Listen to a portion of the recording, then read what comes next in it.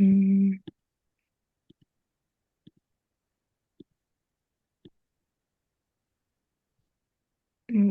do you see my screen? Yep. Why can't I see it?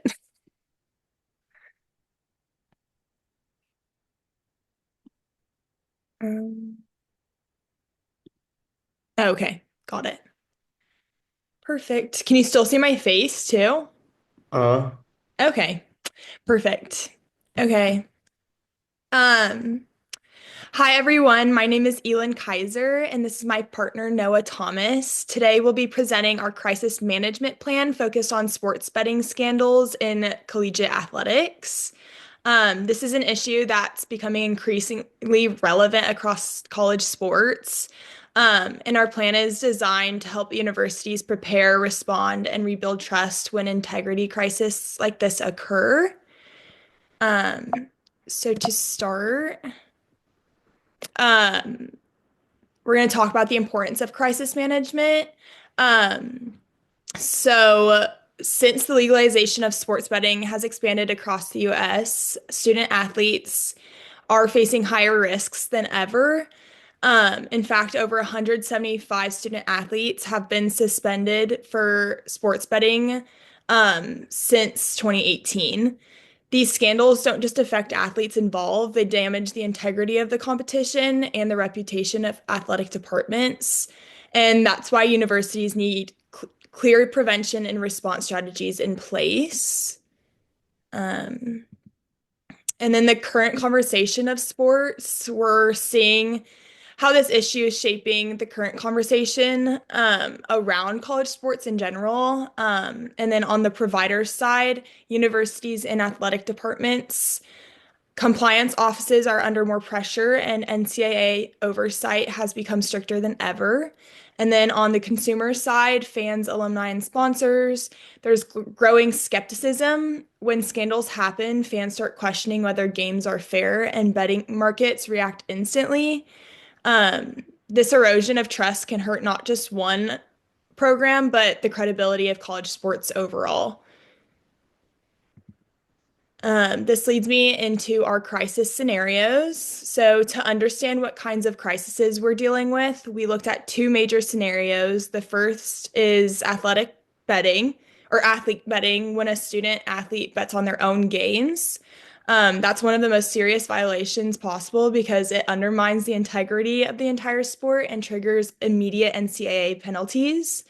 The second is multi-athlete ring, where several athletes are involved in coordinated betting.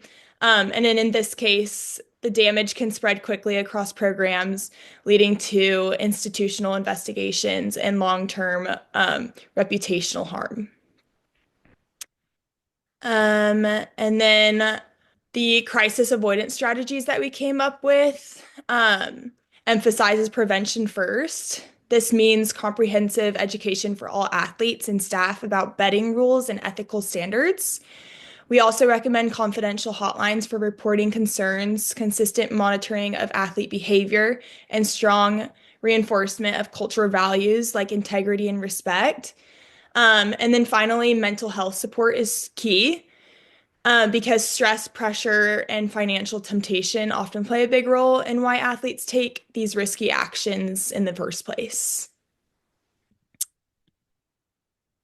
And then we are going to look at the media leaked athlete betting. So here's an example scenario. Let's just say an athlete's betting activity on NCAA games, especially their own team's games, gets leaked to the media. Well, that kind of headline spreads instantly, creating public outrage and forcing the university to act fast. In this type of situation, the speed, tone, and transparency of the response make all the difference in whether the institution can contain the crisis. Um, and then organizing our crisis management team to handle a crisis like that, you need a strong team in place. And so our plan outlines clear roles for each key player. First is the athletic director that leads the response, while the university president ensures the school's actions align with its core values. And then there's the compliance director that communicates with NCAA, and then the head coach that maintains team morale. Then there's the legal counsel that manages liability, and then the sports information director that handles media messaging, and a mental health counselor that supports athletes directly. Um, and then lastly, the crisis communication officer keeps everything organized with a clear messaging timeline.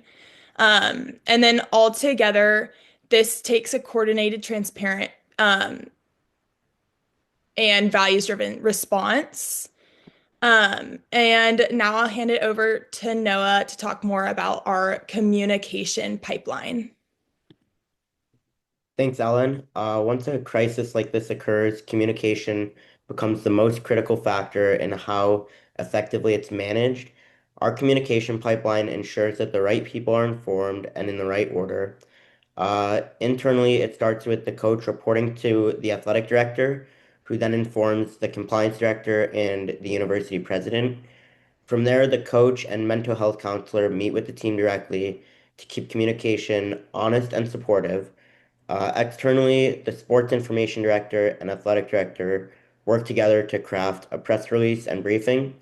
And finally, the compliance director contacts the NCAA to begin the formal reporting process. This structure helps maintain consistency, accuracy, and credibility throughout the response. Timing is everything during a crisis, so we built our response plan around a 24-hour framework. In the first 2 hours, the crisis management team verifies the facts, making sure that everything we release is accurate. Between hours 2 and 6, the university issues an initial public statement to show transparency and reassure the stakeholders that action is being taken.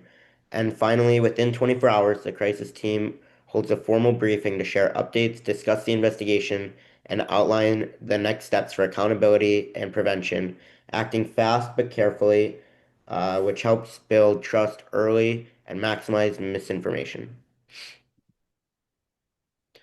Once the immediate response is in place, the institution focuses on long-term strategies. We identified three pillars: diminish the case, rebuild transparency, and bolster integrity.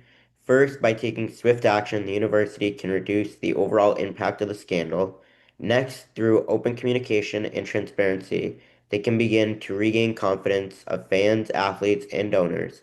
And finally, by reinforcing a culture of integrity, they ensure that ethical behavior and compliance become lasting priorities, not just reactionary measures. During any crisis, the message itself is what defines public perception. Two core messages guide our plan. First, here on our team, we believe in integrity, accountability, and transparency. And second, we will move forward by cooperating fully with NCAA guidelines, protecting the well-being of our athletes, and reinforcing prevention education. These statements strike the right balance between responsibility, empathy, and leadership, showing that the university is taking ownership while caring for its athletes. Next, we'll look at the containment process, the concrete steps to stabilize the situation. The first action is the immediate suspension of any athlete involved. Then comes a thorough investigation to determine the scope of the issue. During the time, communication must remain open and clear to all stakeholders, including athletes, staff, fans, and the media. Once the facts are confirmed, training programs are implemented to reinforce compliance and ethics. And finally, continuous monitoring ensures similar incidents don't happen again. This combination of accountability, education, and prevention help helps rebuild long-term stability. To support this process, our plan also includes a committee of advisors, a diverse group of experts offering specialized insight. The committee features an NCAA representative, a sports psychologist, a conference compliance officer, an alumni relations officer, a sponsor relations manager, an athletic legal advisor, and a PR and brand consultant. Together, they provide well-rounded guidance from managing NCAA relations, protecting mental health, and maintaining donor confidence. This ensures that every perspective, legal, ethical, psychological, and reputational is represented in our response. Everything in this plan leads back to one main theme: integrity. Betting scandals are a growing risk, but having a structured, value-driven response allows universities to protect not just their athletes, but the institution itself. Integrity and accountability should always lead the way. They're the foundations for maintaining long-term trust, stability, and respect from the public. When schools prioritize ethical leadership, they turn moments of crisis into opportunities to reform and grow the culture. And finally, here are sources including NCAA.org, AP News, and Yellowbrick, which provided detailed information about betting violations, integrity rules, and best practices for crisis communication in athletics. Thank you for listening, and this concludes our presentation. We're happy to take any questions.